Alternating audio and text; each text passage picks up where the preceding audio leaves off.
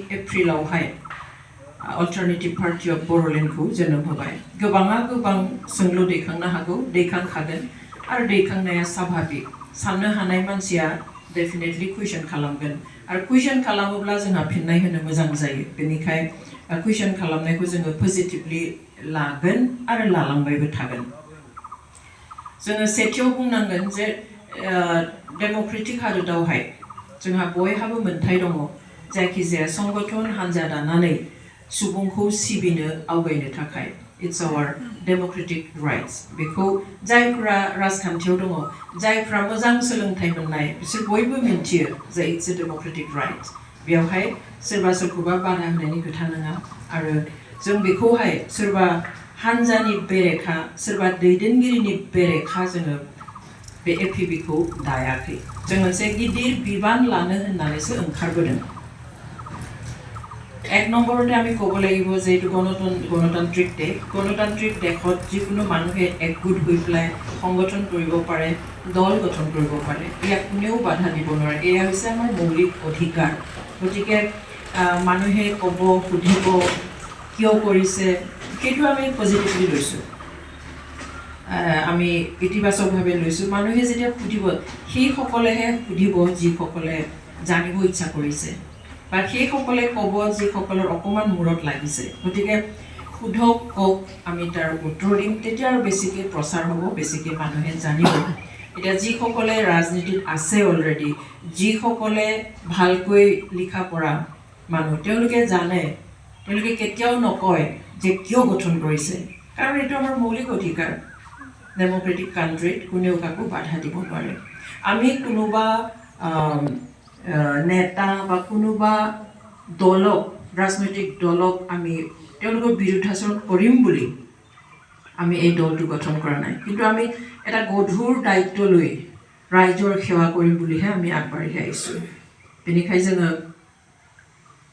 जोंनि जि मावनांगौ, जों जि साननानै दिनै बे हान्जाखौ दादों, बिनि सायावसो जोङो बांसिनै सोनारनानै बाथ्राफोरखौ जोङो बुंनो नाजागोन। जों मिन्थिगौ जेब्लानो मोनसे माहारिखौ बा मोनसे जायगानि मानसिफोरखौ सोबख'यो, गादबो, नासयो, अब्लानो बेयाव संग्राम जायो एबा सोमावसारनाय जायो। बेबादिहाय बर' माहारिनि गेजेराव जोङो गोलाव सम, अलमस्ट 60 to 70 years, 60निफ्राय 70 बोसोरसिम गुबुन गुबुन हान्जानि सिङाव, गुबुन गुबुन संगठननि सिङावहाय जोङो सोमावसारनाय नुबोदों। मानि थाखाय? जोंनि हारिनि गांनाय उखैनायखौ सुफुंनो थाखाय। बेबादिहाय बर'फ्रा गुबुन गुबुन समाव गुबुन गुबुन हान्जा दोलोनि सिङाव थानानै लोब लोब ओंखारनानै हारिखौ सिबिनो ओंखारबोबाय थादों। जों बेखौ नुबोदों। दा बेफोर समनि फिथाइया जों दिनैसिम जि अबस्थायाव दङ, बेनो बेफोरनि फिथाइ। मोनसे सम दङमोन जि समावहाय जोंनि बे मंगलदैथिं थानाय बे जिथु हाइवे, बिनि साहानि खोन्दोनि मानसिफ्रा जों मिन्थियामोन जे सोरखार होननाया मा जिनिस बुस्थु, सोरखाराव मा थायो, सोरखारा मा खालामो, माब्रै मावो, जों बेखौ मिन्थियामोन। माबे बिफाननि सोर मन्त्रि जों मिन्थियामोन। मालाबाबो सोरबा मन्त्रि बिथिं फैफेरनाय जों नुवामोन। खिन्थु लासै लासै बर' रायजोनि जि सोमावसारनाय, बे सोमावसारनायनि लेखायै लासै लासै जेब्ला BSc जाबाय, बिनि उनाव BTC जाबाय, जों नुबाय जे जोंनि गाव जिथु खुंथाइ मोनबाय, बे खुंथाइ मोननायनि उनावसो जोंनि मानसिफ्रा मिन्थिबाय जे सोरखारा बिदि मावनो हायो। थारमाने एसेबां दिन जों सोबख' जाना दंमोन, जों गादब जानानै दंमोन, जोङो नायख्लें जानानै दङमोन, जों मुगै जानानै दङमोन, जों मोन्थाइनिफ्राय गोजानाव थानो गोनां जानानै दङमोन। आरो लासै लासै बेफोरो बांसिनहै जोंनि रायजो राजानि गोसोआव खामानि मावनो हमो, जायनि थाखाय बयबो सांग्रां जानानै नागारसारनो थाखाय आवगायो। बेबादिहाय BTC एकर्ड जालांबाय।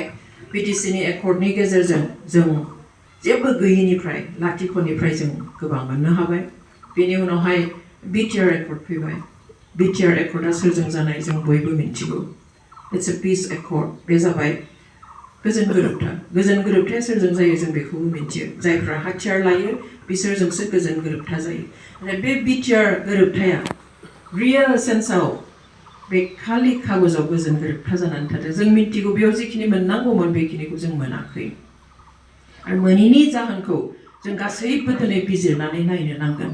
खिन्थु अफकर्स बेयाव जिखिनि लाबोनो हायासै बेखौ आरो गोदानै जों लाबोफिननो हालिया खारन बे समावहाय ओरैबायदि सिटुएसन क्रिएट खालामनाय जाबाय जायनि थाखाय सोरबाया नांबाय सोरबाया माबा माबिखौनो लिरहोनानै लानानै बेजोंनो गोजोननानै थोसिगोन दे जाथ'सिगोन दे ओरै जानो मोनबानो जाबाय हरै जानो मोनबानो जाबाय नैबेखौ मोनबानो जाबाय बेबादिहाय खालामनानै थापि थुपि दोनहैबाय जायनि थाखाय दिनै 34 yearsनि नांनायनि जिथु मोननांगौमोन बेखौ मोनासै होननानै साफ्रोमबो बर' रायजो राजाया मा खालामो फिल खालामो हमदाङो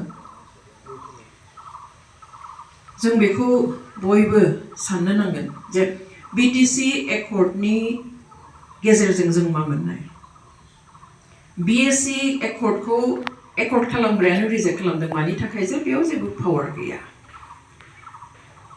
बिनि उनाव आरो जेब्ला नांफिनो फारसेथिंजाय पिएलटि फारसेथिंजाय एनडिएफबि नांफिनबाय थानाय समावहाय जे बर'फोरनि समयसाया गुबुन ट्राइबेलफोरनि बादि समयसा नङा बर'फोरनि नांनाया गुबुन ट्राइबेल मानसिफोरनि नांनाय बादि नङा बिसोरनि डेडिकेशना आलादा बिसोरनि नागिरनाया आलादा थ' बेबादिहाय भारत सोरखारा उपाय गैयै मा खालामदों आलादा रायजो नागिरनाय समावहाय 6 शेड्यूलखौ आमेन्ड खालामदों इन्डियानि कनस्टिटिउशनखौनो संबिजितखौनो आमेन्डमेन्ट खालामनानैहाय जेखौ होनो हाया बेखौ होदों खारन जों मिन्थिगौ जे 6 शेड्यूलखौ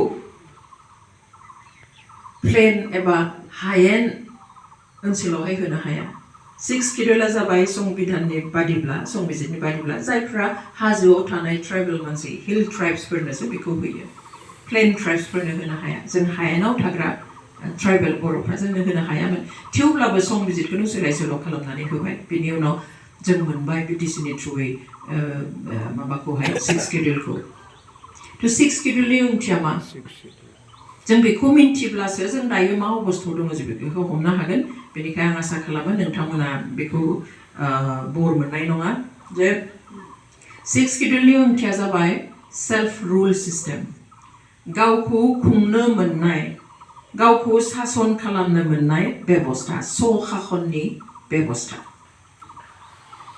दिनै बर'फ्रा गावसोरनि रांखान्थि बेबस्थाखौ माबादि खालामगोन गावसोरनि समाजखान्थिखौ माबादि खालामगोन माबे जायगाखौ माबादि जौगाखांहोगोन बिसोरनि हारिमुनि एरियाखौ माबेखिनियाव मा खालामगोन बेफोर गासैखौबो बिसोर गावसोरनि आबादारि बेबस्थाखौ मा खालामगोन गावखौ गाव खुंनो मोननायनि बे बेबस्थाखौ जोंनो होदोंमोन नाथाय जों दिनै बे अबस्थायाव दंबावो नामा गैलिया दुखुनांथावा बेसो जे एसे मोनदोंमोन बेनि जिथु केरेक्टारिस्टिक 6 शेड्यूलनि जिथु केरेक्टारिस्टिक 6 शेड्यूलनि जिथु बৈশিষ্ট্য जिथु पावार एन्ड फांशन्स बे दिनै गैलिया